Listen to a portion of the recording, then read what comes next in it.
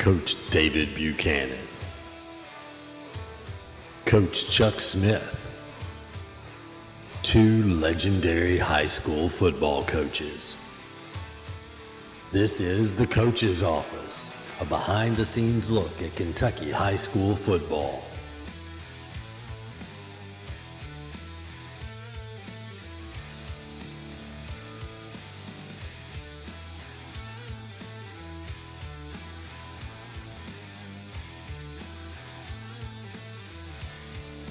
Welcome to the Coach's Office, behind the scenes with Chuck Smith and David Buchanan. This is off-season 3, episode 5. So this is the 5th week of the season. Boy, it's flying by. I'm Chuck Smith. I'm joined by co-host David Buchanan, podcast editor / flashback storyteller Mac Yoakum, and then Noah King is our social media manager. Our YouTube version of this podcast is at tcop, t.c.o.p. And if you access that, then if you would hit like and subscribe, which is totally free to do that, that would help us out. The show, we got a great show in for you tonight. We have one of the best coaches ever to coach in the state of Kentucky, high school football, as our guest coach, and that's Sam Harp. Sam was the former head football coach at Danville High School. There he won 7 state championships, and we'll bring Sam on here in just a second, but you want to stay tuned and listen to Sam. It'll be a great show. Our tough topic for tonight is by Joe Walters. How does a new coach who comes into a program that has not been successful for several years rally the administration, the potential players, and parents behind his plan for the future? That's a really good question, and that'll be. I know both of us have had experiences with that, so we should be able to come up with some good feedback there. And then the games of the week tonight are going to be Bardstown, Bethlehem, and Washington County. And then we have Corbin and Frederick Douglass. That should really be a good game. Corbin and the Frederick Douglass should really be a good game. And David and I will talk about those games and give you our predictions. Now, we get ready to bring Sam on, so I want to tell you a little bit about his background. Sam, he coached high school football for 42 years, and he's currently retired. He was, as I said, he was the head football coach at Danville High School for 25 years. There, he won 7 state championships and had 3 runner-ups. So he was in the state championship game 10 times in his 25 years. That's pretty impressive right there. His overall record at Danville was 277-66. He was he has a lot of coaching experiences at other schools. He was the head football coach at Calloway County for a little while, Anderson County, David's current school for a little while. And he also was the head coach in Lebanon, Tennessee for a little while.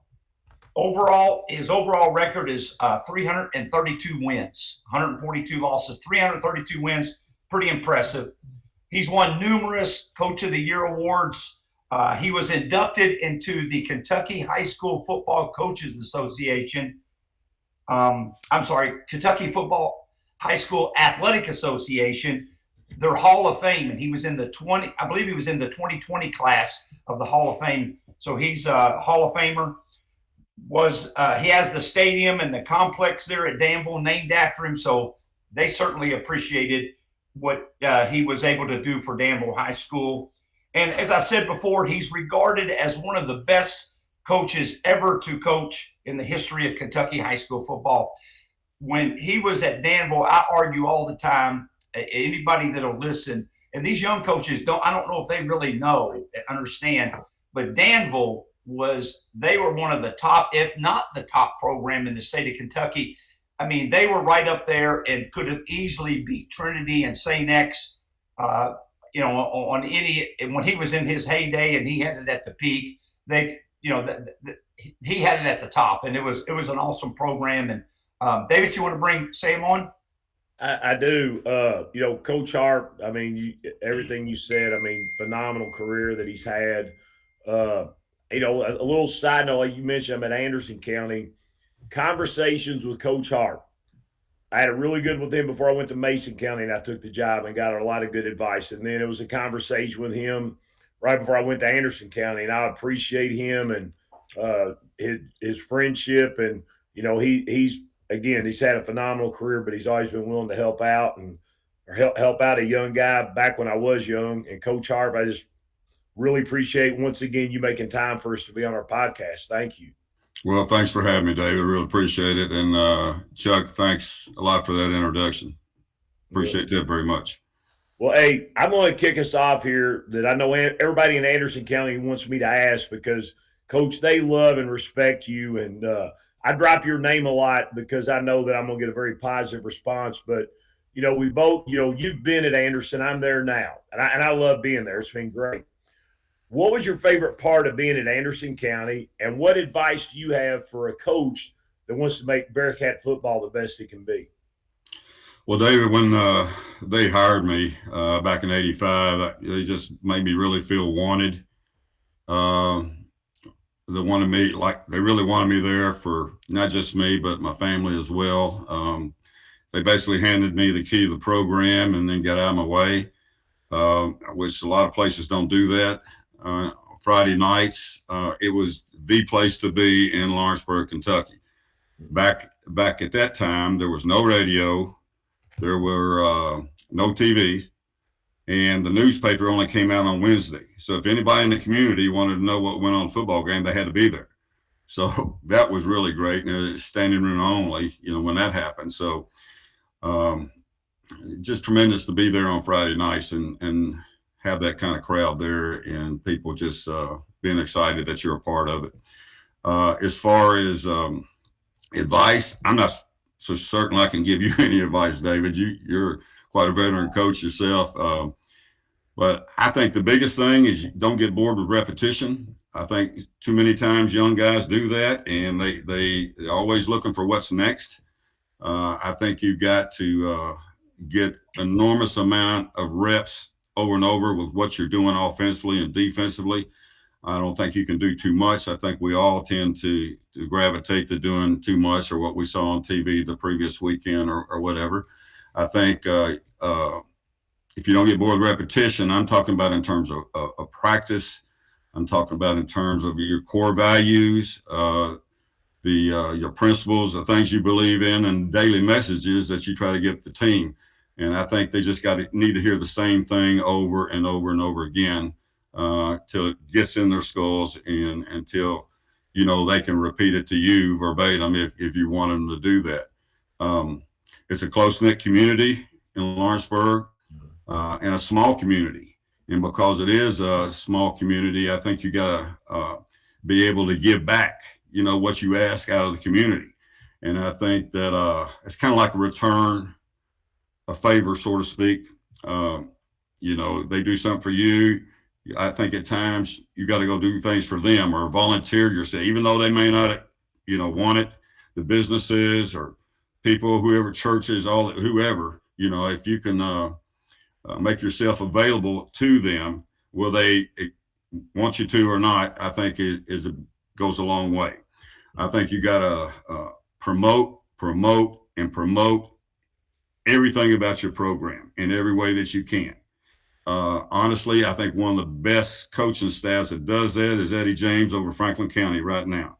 They do a tremendous job on social media, promoting their program and their kids and everything they do. And I think, we can all probably learn a lesson from what he does there.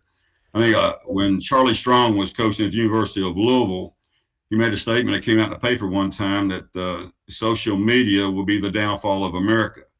Well, as we see what's going on today in today's world, that's pretty astute when you think about it.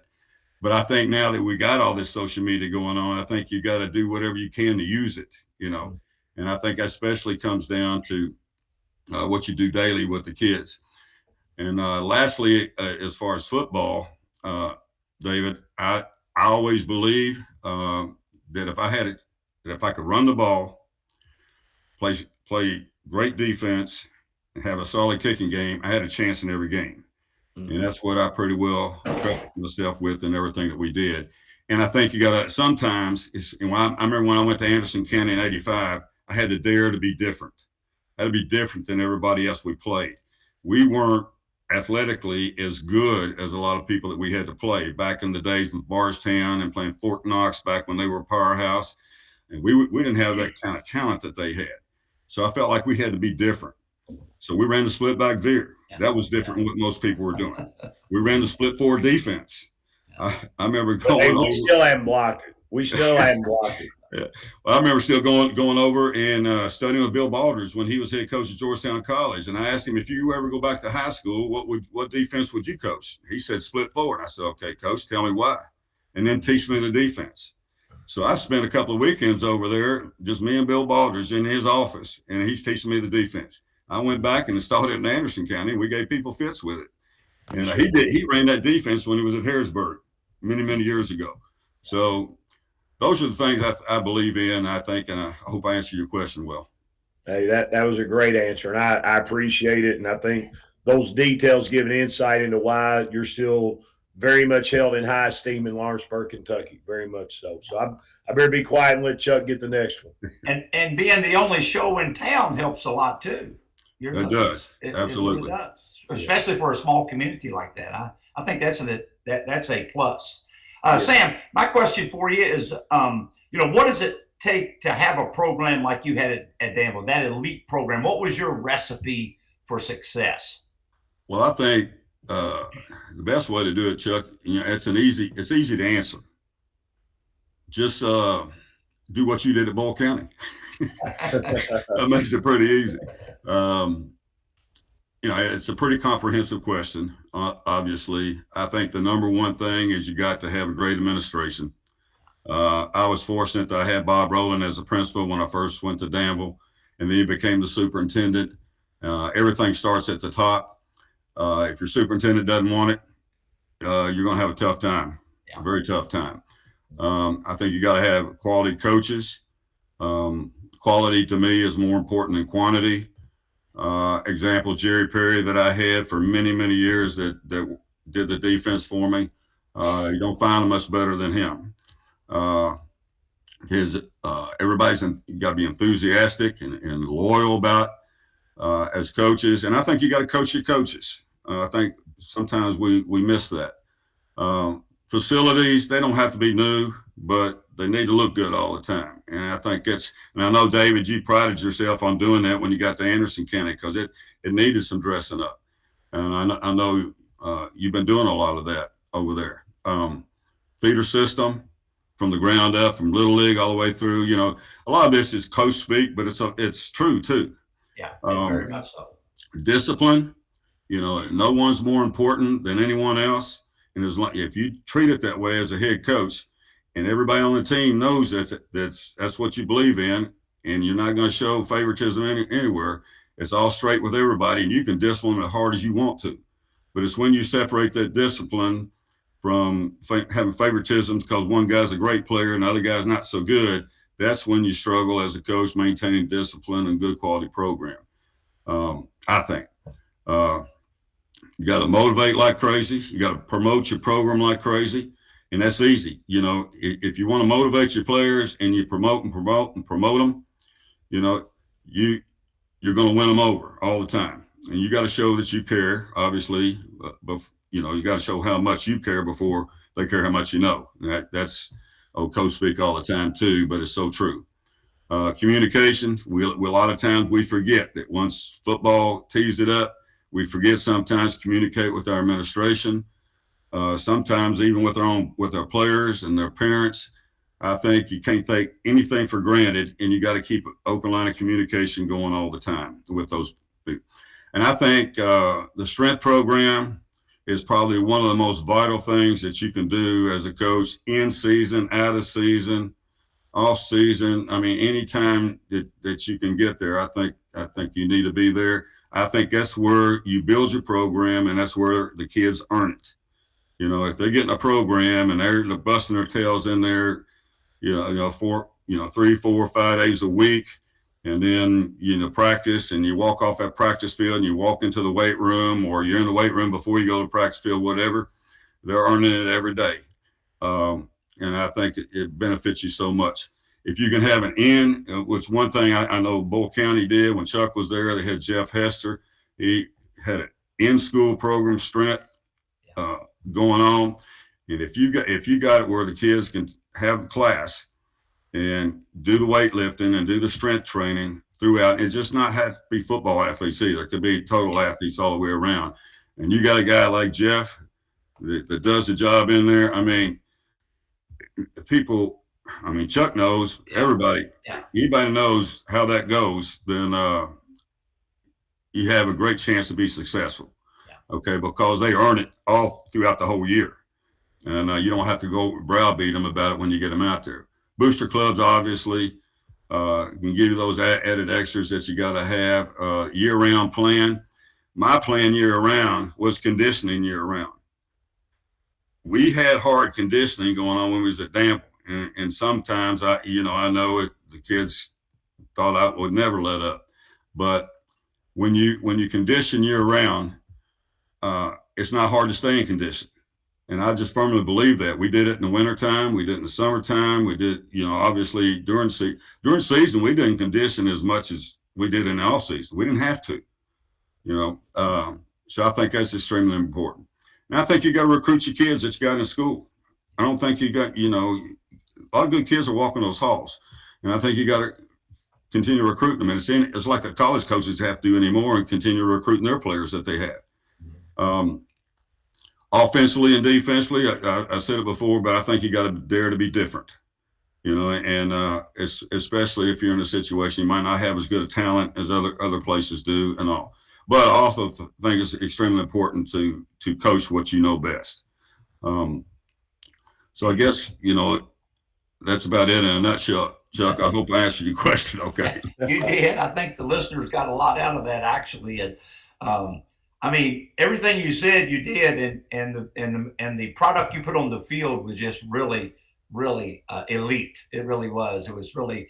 Sam and I had a lot of intense, tough competition, especially later in after I got to Boyle later on. And when I first got there, it wasn't much of a rivalry, but it became a rivalry, and we had some pretty intense games. But I always respected Sam as a coach through every one of those games. I think he was a great coach. Well, thank you. Yeah, my dad, was in the building there at Danville when Sam was there, and there's not a lot of guys that my dad will say nice things about or my dad's got respect for, but you were certainly at the top of his list and shared a lot of the same. His perspective on you was very much like Chuck's. So I agree. Hey, I think you may have made reference to this a little bit, and I'd like you to go into a little more detail. I remember hearing you in a clinic. You made a list of all the duties of a head coach broken down for an entire year. What led to that list, and what would you change if you were a head coach in 2024? Well, what brought me to it, Coach, is I don't like surprises. I don't like to take anything for granted. And I think if you don't plan well, you plan to fail is what you're going to do. And I really believe that. Even to this day, although I've been retired for a while now, I plan things out all the time. My wife, she'll turn and look at me, make a funny, all right, coach. So, but I just believe you got to plan all the time. And like I said, I don't like surprises. So that's one reason why I came up with the list that I did. I did a month-to-month thing. And obviously things change over time, and it's real easy to go in and make subtle changes in the list. I felt like not being surprised would lead to better preparation overall in the total program. And I think which would lead to more wins. And I also think it would give me more time at home with my family, okay, because I'm not back at school or whatever dealing with a situation that I was unprepared for. So yes, I think all along it really helped me a whole lot to do that by playing, each week of the month or at least primary things throughout the course of the month year round. As far as a change, I don't know that I would necessarily change anything other than, as time goes on, different schools require different things at times. But one thing I would add, more than I think, would be to hire a great person that deals with technology. When I try to do anything technology wise, it's a bust for me. I'm behind the door when they passed out that technology brains.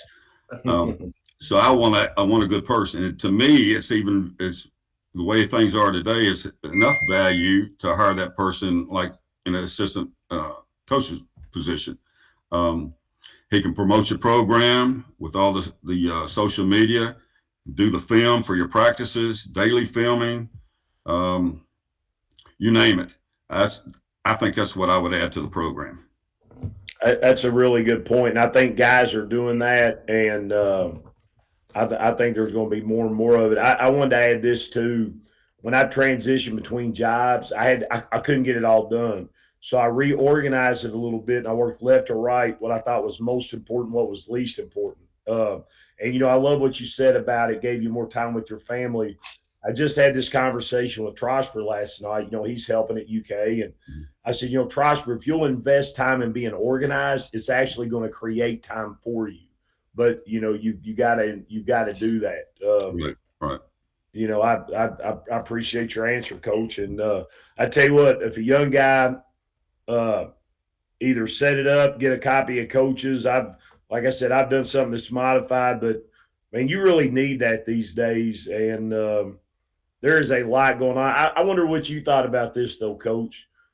In season has actually become easier because in season you do your practice schedules and you sort of just coach your team. But off season, take a look at that list you've got. You've got a ton of work to do that really there's nobody standing there making you do it. You sort of got to be self-disciplined to do it. Right. So absolutely. Yeah. Yes, sir. Right. I'll be quiet. Chuck, you go ahead. You got the next one. Yeah. Sam, hey, what do you think about, obviously the Danville program? You put your heart and soul into that Danville program and building it to an elite level, and it's kind of fallen on some hard times. What do you think about the present state of the Danville football program? And do you think that it ever could get back to where you had it at one time? Wow, that's a good question. As far as the state of the program now, it's pretty bad, very disappointing. My opinion, it's gotten that way because there have been so many administrative changes over the past several years, especially your superintendents, the leader of the system. I've had so many different superintendents since I left. And that's one of the reasons I did leave, because the superintendents was changing all the time. Principals, open, revolving door, board members. It just wasn't a good mix for. Now that's not to say they're all that way, because that's not would not be correct. But it's to say that that's how it got started. I wholeheartedly believe that your football and your basketball programs are the front porch of the school. And somewhere along the way, Danville lost that. I can't, put my finger on it and say exactly when it started happening, but I know again, that starts at the top. Can you get it back? I think it's possible, but it's going to take some work. It's going to take the right people. Ronnie Ballard, that's the superintendent there at Danville right now, played for me. Back in '88, good football player, played linebacker,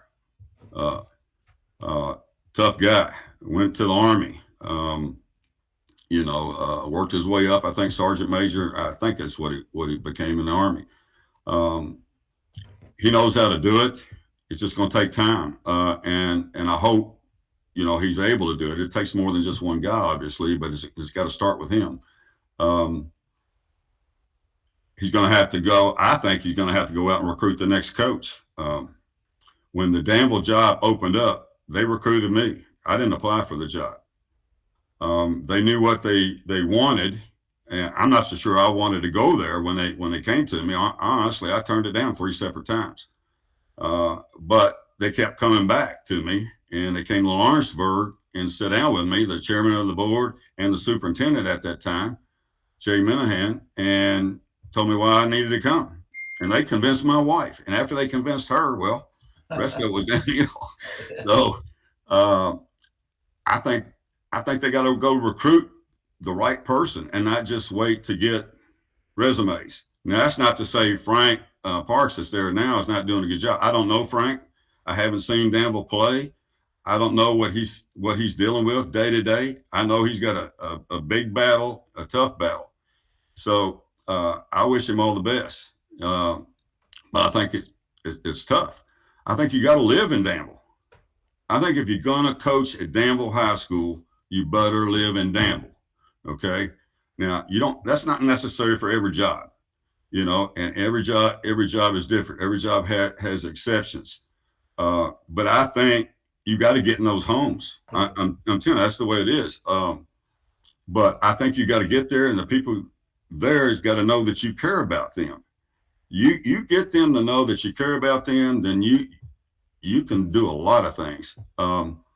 But it comes down to you can't worry about what other people think. To get the program back the way it needs to be. And it comes down to you either want it or you don't. To me, that's simple. And I think Ronnie Ballard will get it going. And I just hope people are patient and realize it didn't falter overnight, and certainly not going to come back overnight. But there's enough athletic talent that they still have walking those buildings, and I think right guy getting in there and getting with those feeder programs and getting them and learning the heart of the community and all, I think you can get it back. Hey, I'm going to put you on the spot.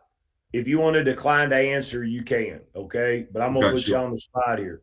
I think it started going downhill when Bob Rowland left. That's just I do too. And you're not putting me on the spot at all. I would say that immensely. And the superintendent that followed him was a good lady. And I was happy with her.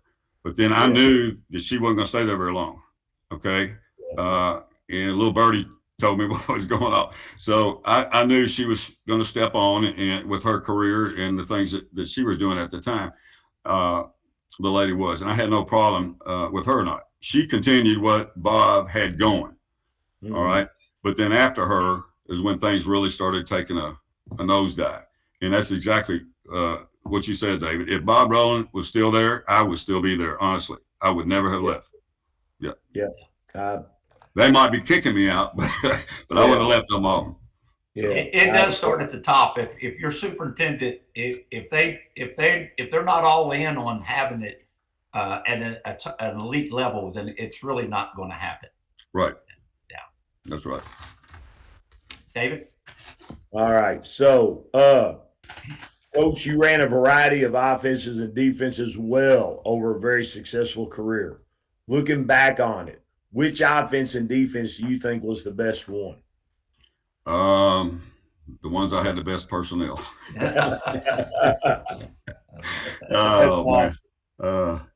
That's a tough question. It's a good question, but honestly, when I had the best personnel. But again, you have to adapt your offense to your personnel, I think. And we did that over time.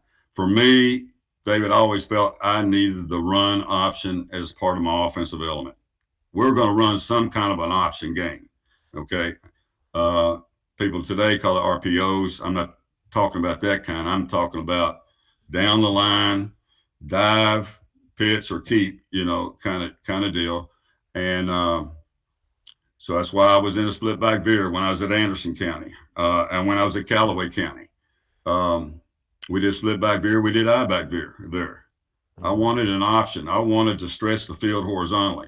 I wasn't that great as far as with the passing game. All I wanted to do is play action, but I wanted to make you stop the run. And if you didn't stop us on the run, we was going to win the ball game. Wishbone, veer kind of stuff we did at Danville. Did a lot of unbalance in the years that I played against you, David, and against Chuck and them. We did a lot of unbalance at the time. I think that's really good, puts a lot of stress on the defense. we did the pistol veer when we changed when our personnel dictated that we really need to make some changes. We did the wing T, we ran midline and inside and outside veer when we was in the wing T, ran some wing T plays. Wasn't just a wing T offense. We ran shotgun zone triple with wishbone power. Really, really enjoy doing that. There's only two offenses during the 25 years, or two looks during 25 years I was at Danville, that we didn't run some type of option game. One period of time was we was in a double tight, double flanker, or double tight with trips, and one back in the backfield. We ran inside zone, outside zone, and counter tray. We ran 3 plays, and we were really good at it. And we did that because of personnel. And then in the early 2000s, we got into the air raid a little bit because I had a kid that felt like he could throw the ball. We did that. I felt like we were getting soft, so I put the wishbone power game in with it, and we did a little bit of both. And after we did that, we took off again. We quit being so soft when I put the wishbone in, because my guys, like a lot of high school teams, had to play both ways. Well, we were kind of soft when we practiced on offense because we was throwing the ball around a lot, and we weren't doing a lot of banging, and I just felt like, when those guys flipped over and played defense, we weren't doing a lot of banging over there either. So I said, we're 3 weeks into the season, I put the wishbone power in along with the air raid, and we got a lot better, a lot faster, and because then we'd stand up and we'd bang heads with you then. But prior to that, we weren't doing so much.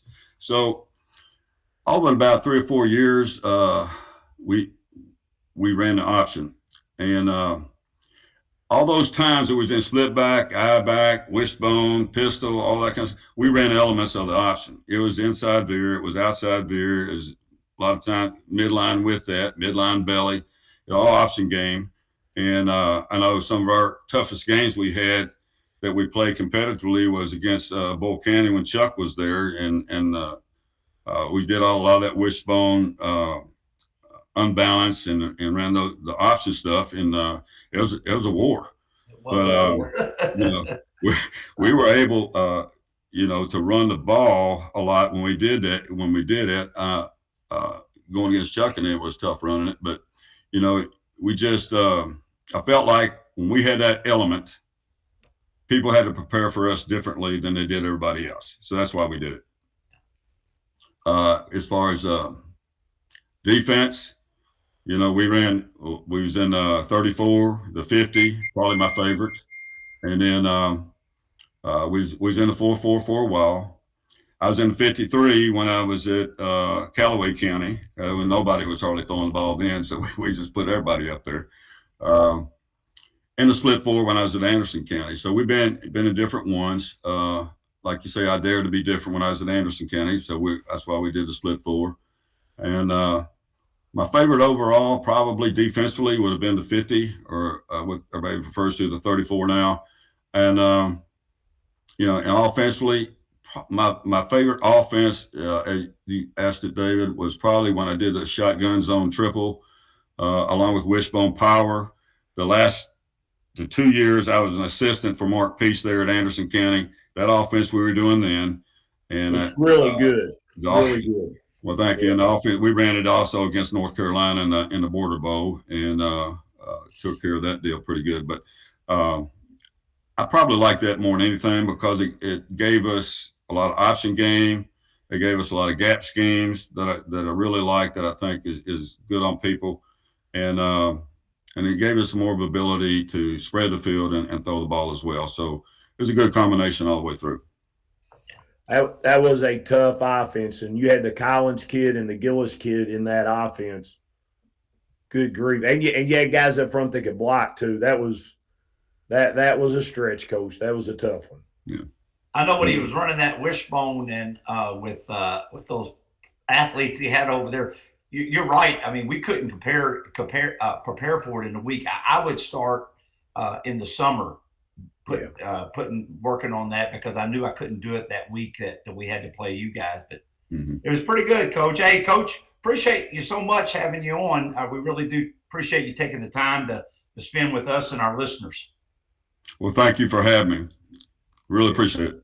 Yep. Hey, and again, I mentioned this already, but conversations with you really encouraged me to take the Mason and the Anderson job. And man, I've been thrilled at both places. But you've always been good to me, and I said my dad thought the world of you. And Coach, again, thank you so much for taking some time with us tonight. We appreciate you. All right, well, thank you. Good luck to both of you guys. Yeah, We'll see you, take Sam. it. That's for sure. Our next segment, which is the tough topic, and it's by Joe Walters. Now, is this Joe Walters from For Sales? I think it is. I believe so. Me and him are buddies. Yeah, I think it's one of your pals. That's right. We went to Florida our senior year spring break. Man, we were good buddies. We had a great time. Hey, maybe we need to have him as a guest and get some stories on you at spring break in college. That was one awesome trip. It really was. But anyway, Joe's question is, how does a new coach who comes into a program that has not been successful for several years rally the administration, the potential players, and parents behind his plan for the future, for future success? All right. Well, you want me to go first?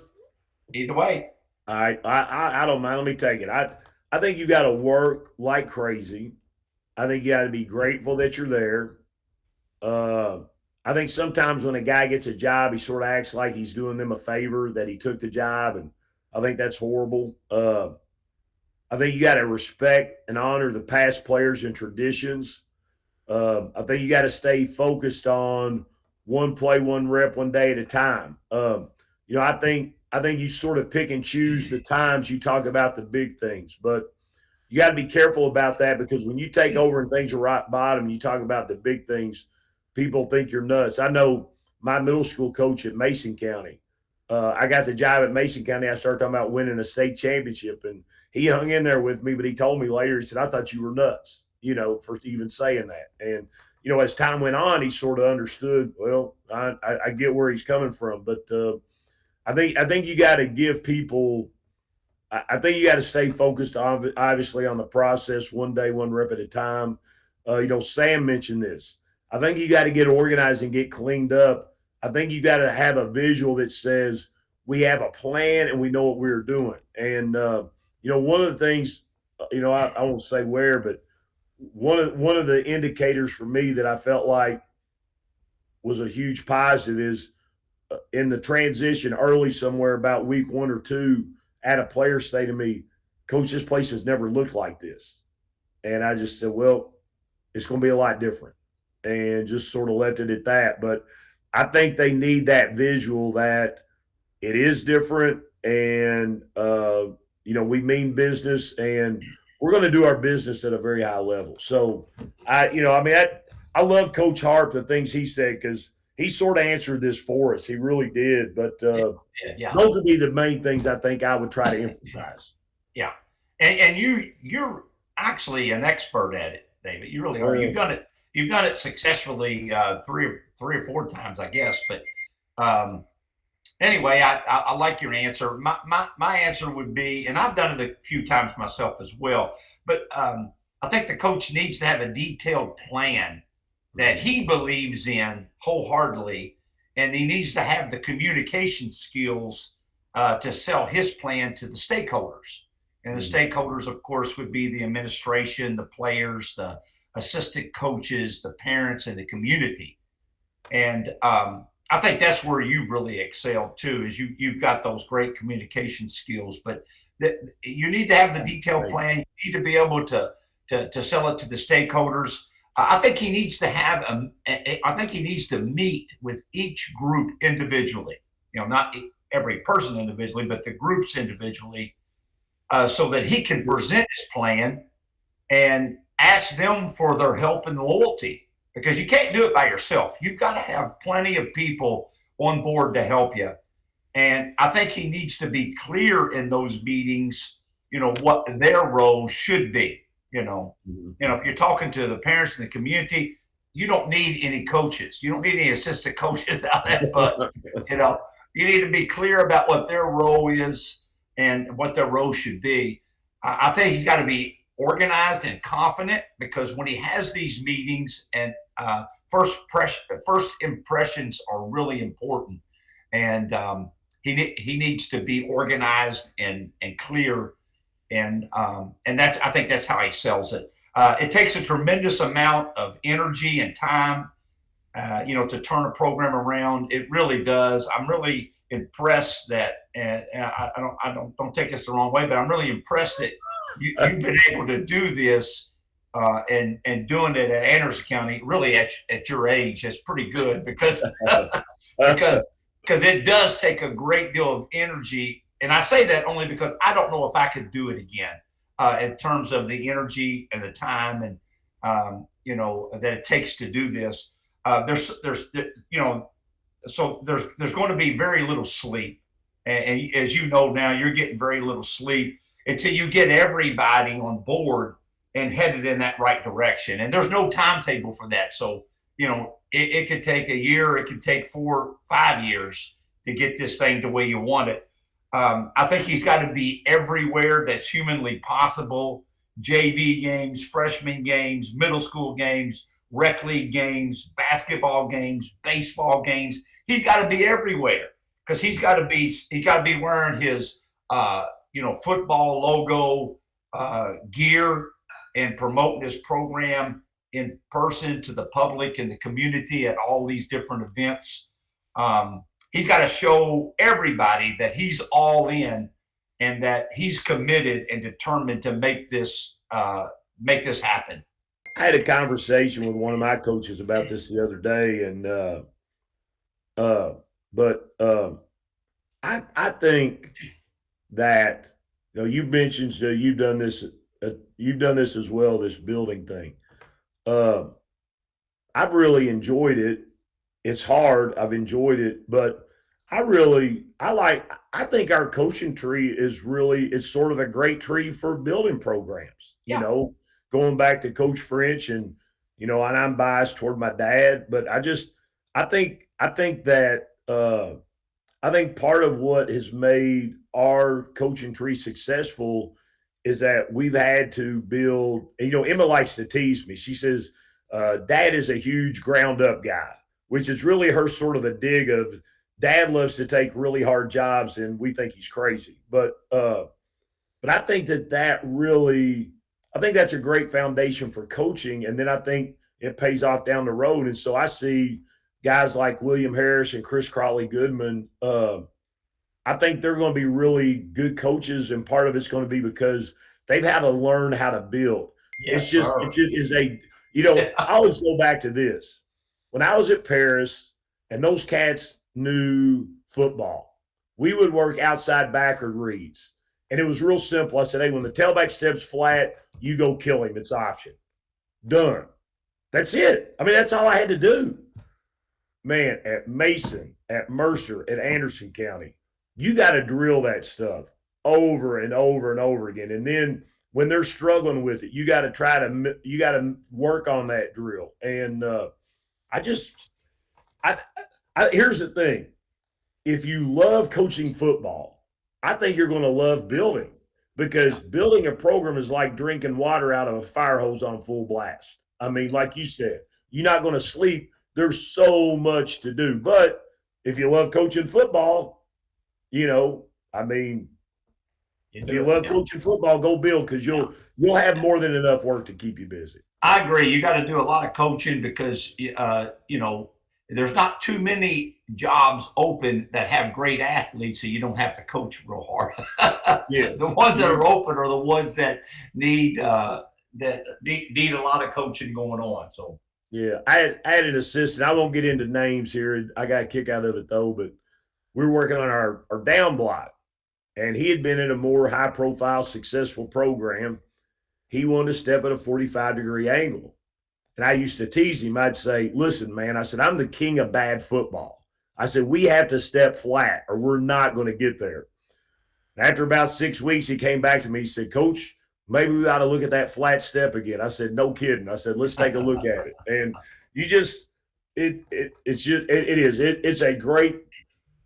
it's a huge challenge, but man, it's rewarding. And I always go back to this.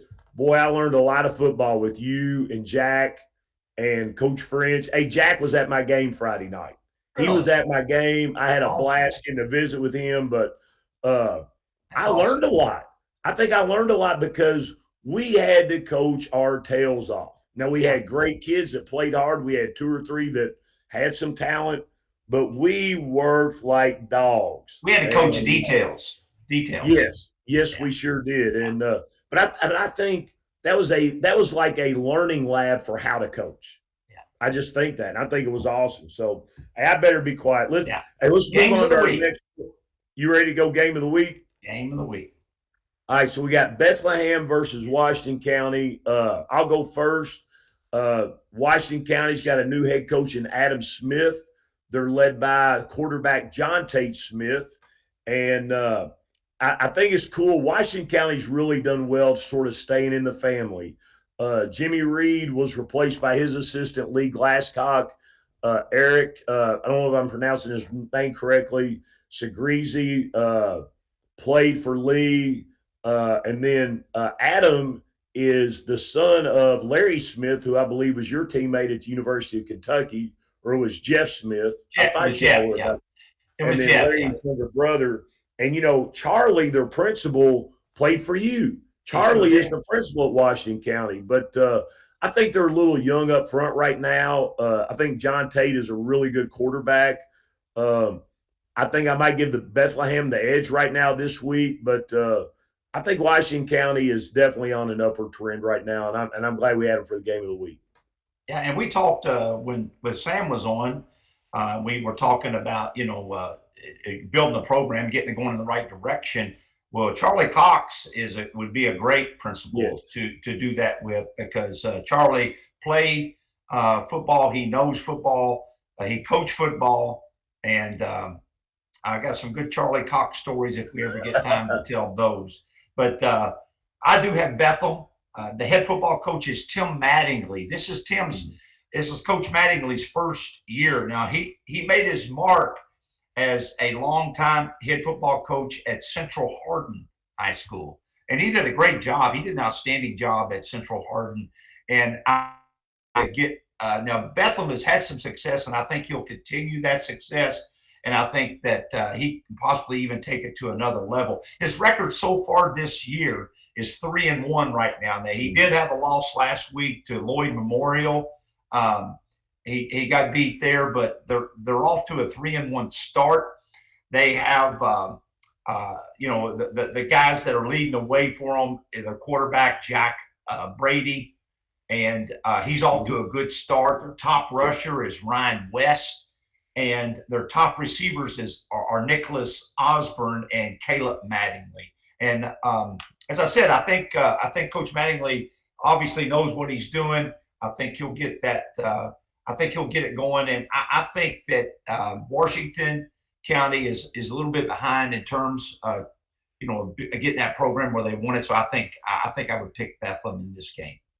I got you. Well, and I'm full disclosure here. John Tate Smith and Jack Bradley are both 2 of my quarterbacks, so I love them both. I think they're really good players. They're good boys, and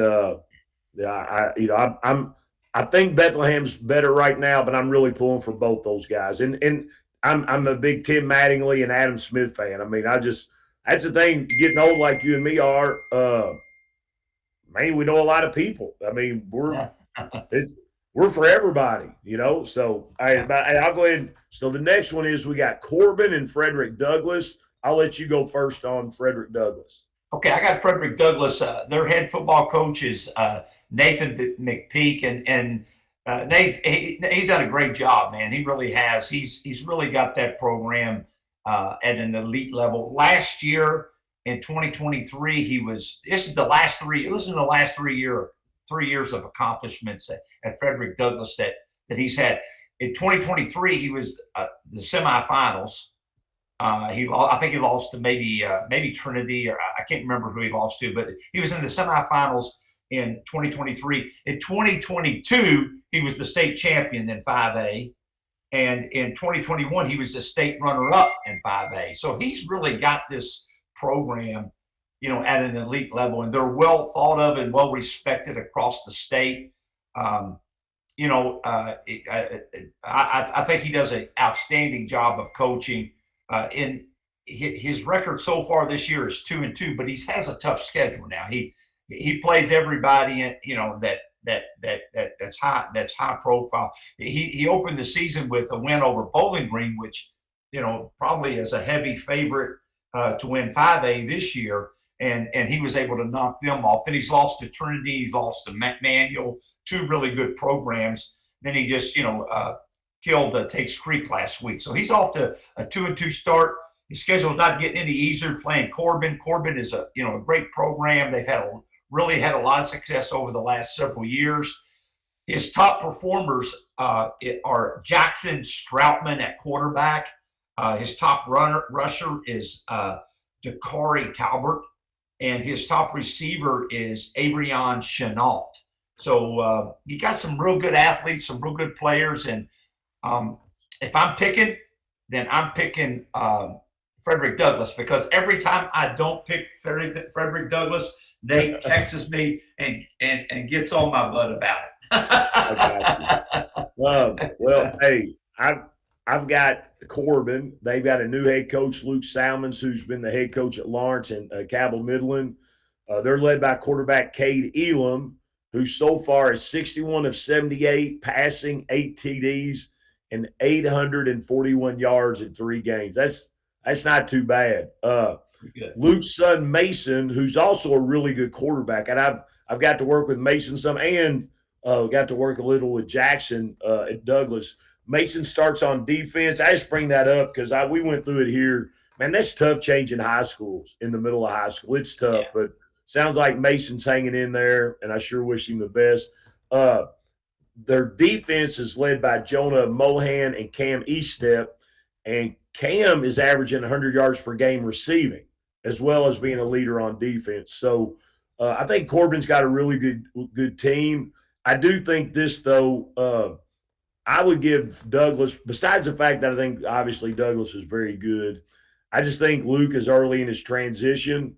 I think Corbin in November is going, and they're still good. They're 3-0. It's not like they're not good, but I just think that Douglas right now with the continuity has got an edge over Corbin, where they've got the new coach. And I think I'd go with Douglas, but I definitely think Corbin is somebody that Corbin will be a very difficult opponent in November. And that's why we picked this game. Yeah. It ought to be a really good game. It should be. Yes, I think another good game is South Warren and Manual this week. It's going to be a really good game. That is a crazy good game. Yeah. That is a crazy good game. So, hey, David, we had a great show tonight. Sam did an outstanding job of for our listeners. If you really want to learn some football, you really need well, I guess you're listening to it if you listen to me now, but I think you learned a lot, from Sam's contribution to the show. He did a great job.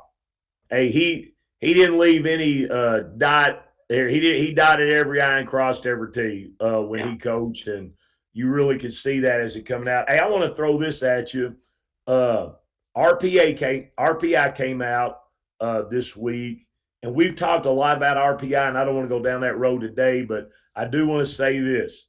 Some of those numbers are really sort of fascinating right now. And, by November, it may be very different and look good. But I would say here's where I'm going with this.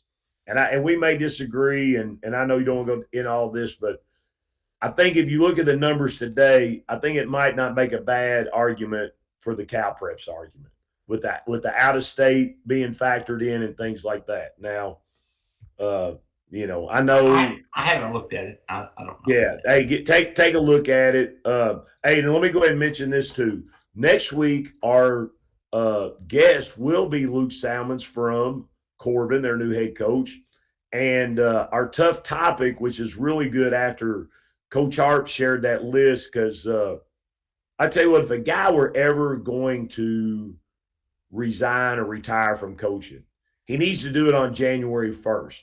Because when you look at the amount of work that you're going to have to do to get ready for a season, there's a lot there. And the thing is, there's nobody ever making you do it. If you don't do it, it ain't going to get done. But here's William Blair's, who we scrimmage Madison Central. He's got a doggone good football team. William Blair is an excellent football coach. Should coaches receive more compensation since their jobs have become year-round instead of seasonal? I'm looking forward to hearing your answer on that one. I know it'll be a good one. Yeah, it's going to be yes is the answer, but I'll give you more detail. Hey, David, hey, if the listeners do stay on after we sign off and listen to Max's historical segment, it is fantastic. I'm telling you, fantastic. You will not be disappointed if you listen to it. He does a great job. And we'll see you next week. Appreciate it. Yes, sir. Sports, and in particular high school sports, are woven into the fabric of Americana.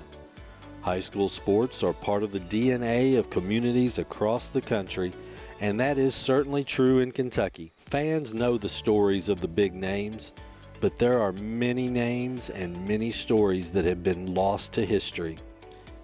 This series highlights those forgotten heroes. There are stories from every school, stories of the exploits of players and coaches, but not many schools have stories about a teacher. For 10 years in the 1960s and early 70s, students at Henderson County High in Henderson, Kentucky, in Mr. Savaldi's science classes were in the presence of football royalty, a pro wrestling legend, and a spy all rolled into one. Mr. Savaldi was Jumpin' Joe Savaldi. Jumpin' Joe went to high school in Michigan before going to Notre Dame to play for Newt Rockne. Joe Savaldi starred at fullback for the Irish on the 1928 and 1929 national title teams. He was also an All-American. He was kicked out of school when his divorce papers from his secret wedding were leaked to the press. Joe Savaldi then signed with Packers. Bears fans were outraged, which led George Halas to invoke the Grange rule, which said you couldn't sign a player whose class hadn't graduated yet. The Packers withdrew the contract and Savaldi signed with the Bears. Lambeau protested, but the Bears were allowed to keep Jumping Joe as long as they paid a $1,000 per game fine for every game Joe played in. Joe Savaldi started in the Bears' backfield with Red Grange and Bronco Nagurski. Following his NFL career, Joe Savaldi became a professional wrestler where he pioneered the flying drop kick. He became the wrestling world champion. In 1942, during World War II, the U.S. government asked Jumpin' Joe to become a spy because he spoke multiple Italian dialects, was an expert in hand-to-hand combat, and he knew Italian geography, including the inside of Mussolini's compound. He assumed the identity of captured Italian captain Giuseppe De Leo on 2 of his missions, and on his second mission he extracted Italian scientist Carlo Colosi from the country. The book Cloak and Dagger devoted an entire chapter to the saga of Jumpin' Joe. It was also made into a movie and an NBC radio show. After the war, Joe Savaldi went back to pro wrestling, but due to arthritis he had to give that up. He had saved his wrestling money because he wanted to go back to college, and he wanted to become a teacher. At age 55, Jumpin' Joe Savaldi went from college All-American, pro football star, and international spy to Mr. Savaldi, science teacher. He taught at Henderson County High School for 10 years. He was asked why he didn't go into coaching at Henderson County. His answer was he would only consider coaching a prison team or an orphanage team. A coach of a prison team would never have to worry about the alumni coming back, and an orphanage coach never has to worry about the parents bothering him. Jumpin' Joe Savaldi, football star, pro wrestling champion, international spy, and science teacher. Joe Savaldi passed away in January 1974 at his retirement home on the shores of Lake Barkley in western Kentucky.